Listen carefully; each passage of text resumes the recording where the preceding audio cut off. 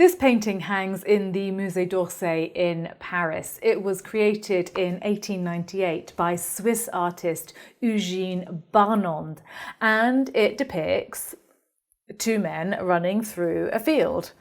Only even at a very quick glance, and to be honest, this isn't a painting that you want to glance at quickly. It's a painting that you definitely want to linger on. But even at a quick glance, it is very obvious that they are not out for an early morning jog. It isn't so much about their robes, although they do help to ground and contextualize the narrative. It's more about their body language and the expressions on their faces. The men are Jesus' oldest apostle, St. Peter, and his youngest, St. John, and they are running towards what they have just heard is Jesus' now empty tomb. Has he been resurrected? Do they dare hope? It's all in the body language and the facial expressions. Peter has his hand to his heart. St. John has his hands clasped together as though in prayer. And both of their faces betray a whole mixture of emotions, from bewilderment and doubt and fear, perhaps, hope, most certainly longing. Just take a look at the face of St. John. His brows are knitted together, his lips slightly parted. His expression is really intense. He's focused and full of yearning. St. Peter, who is conversely wide-eyed, perhaps has more doubts combined with his hope. But there's an inner monologue, I think, going on within St. Peter that is so well articulated in his face and body language that it's almost palpable, although of course it is unseen. It strikes me that we as viewers are inexorably drawn to the eyes of both St. Peter and St. John as they run to see for themselves that Jesus' tomb is indeed empty. It's as though they're compelled to experience with their own eyes an absence, because it is in that absence that they will find proof of his presence. The power of this work lies so much in the unseen and the ephemeral and the intangible. We haven't experienced the words of Mary Magdalene as she announced to the apostles that Jesus is risen from his tomb, but they're present in the racing minds of John and Peter, especially Peter, I would say. We can't see the wind that is whipping through their hair, but we can feel that it's there as they run. We can see its effect. The work is also full of motion. This isn't about dramatic gestures towards an empty tomb or a static tableau. Everything is constantly changing as the scene is unfolding. This charged but fleeting moment is, of course, crucially played out against this glorious sunrise, golden sunrise. The saints certainly don't need halos. All the gold required is there in nature all around them. And the symbolism of the glory of the resurrection is absolutely implicit in this gorgeous work. This is a beautiful painting, so rich in colour and vibrancy and so full of life.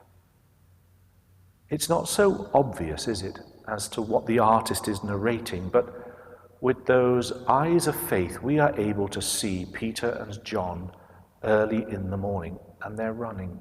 They're running towards the tomb, and they're running because Mary has brought them news of its emptiness. As Lynn was reflecting, we can understand something of the anxiety that is written right across their faces, the fear, the focus, the concern, the grief, the confusion and the uncertainty, the rawness, the shock. even anger. Has the body been stolen? Has Mary got it wrong? Have we got it wrong? Has she gone to the wrong place? One thing that strikes me about this particular painting of the morning of the resurrection, of the first day of the week, of the breaking light and the changing horizons, is the energy and the sheer sense of movement in this piece. Nothing is being said, nothing is spoken between these two men, these two apostles. Each of them seems to be lost in their own world of thoughtfulness, of concern and wondering. This is a death, and an experience that seems to leave them with more questions than it does answers. But there's a real energy here, and there is a movement towards something. This isn't a race, though, between two competitors. This is a shared journey, and a journey towards one who brings all their doubts and their anxieties, their anger and their concern, their burdens, their confusion, their misunderstandings, their grief and their sense of loss and sadness to a real place of peace. But first, they must see for themselves. All they've heard is Mary of Magdala's account. They have taken the Lord out of the tomb, and we do not know where they have put him. The loss of Jesus on the cross is surely enough, and now this is a further loss, the loss of a body. There is a focus in their eyes, and there is a real sense of determination. They know where they are going, but they do not know what to expect, or what or who they will encounter. Now, the Gospel of John tells us that Peter and the other disciple, the one Jesus loved, set out to go and see for themselves. The beloved disciple runs faster than Peter. Is there something about love? Is there something about being beloved that pushes forward? But it's Peter, authority, that steps into the empty tomb first. Love holds back, but love is able to see and believe without need for explanation. You will notice in the narrative that they don't see a chaotic scene at the empty tomb. They see everything neatly folded and in its place. Jesus has no need for the shroud of death, nor does he have need for those bands that were to bind him, for he cannot now be held captive.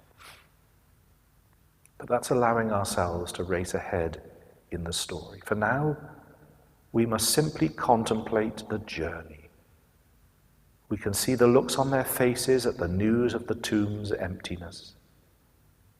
But imagine, just imagine, those pensive looks and those furrowed brows, those looks of confusion being transformed and transfigured as they come to see the one whom they have so loved and lost, restored to them and restored to life. They have taken the Lord out of the tomb, and we do not know where they have put him. Come and see.